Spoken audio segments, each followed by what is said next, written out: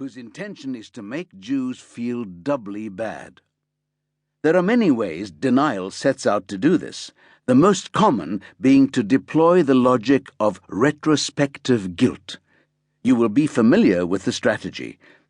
By virtue of the way Jews cynically exploit the Holocaust to serve their political and financial purposes today, are they shown to be deserving of what they suffered yesterday? Or rather, since there was no Holocaust, what they ought to have suffered yesterday.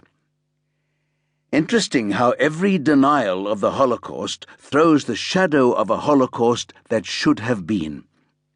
Very few deniers want the Holocaust not to have happened. They only argue that it didn't. Beneath which argument, which is more a refutation of what's seen as Jewish propaganda than it is a refutation of the event itself, we hear a deep longing that the Holocaust had been executed more ruthlessly, a perfect Holocaust being one that left no Jew behind to profit from it. We can speak of such a perfected Holocaust as the wish fulfillment of the denier. But let's go back to our original formulation. When will Jews be forgiven the Holocaust? John Gray is not the first to have posed that question. In his 1986 book, The Eternal Anti-Semite, the German Jewish writer Henrik Broder quotes an Israeli psychoanalyst Zvi Rex as saying, "The Germans will never forgive the Jews for Auschwitz." And as early as the 1960s, Theodor Adorno and Peter Schonbach are employing the term secondary anti-Semitism to describe a recent form of anti-Semitism whose cause is not any one of the age-old charges brought against Jews, but Auschwitz. This secondary anti-Semitism doesn't flourish in spite of Auschwitz, or somehow alongside Auschwitz, but because of Auschwitz. All these writers direct us to the same extraordinary reversal of moral obligation. For what we did to you, we cannot forgive you. I think it's important not to confuse this with compassion fatigue.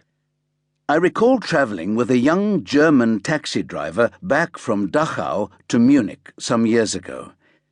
He wondered, more politely than curiously, what I thought of what I'd seen of the camp. Had I enjoyed my visit?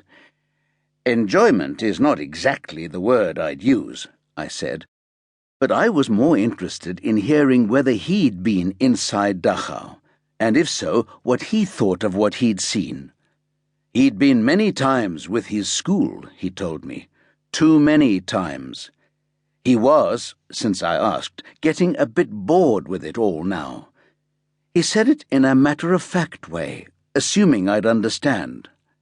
And I did. But I also felt I had to find a way of saying that if it was his bad luck to have to go on hearing about and visiting Dachau, it was even worse luck for those who'd been interred there. Occasionally one's patience must be tried, I said, giving him a good tip.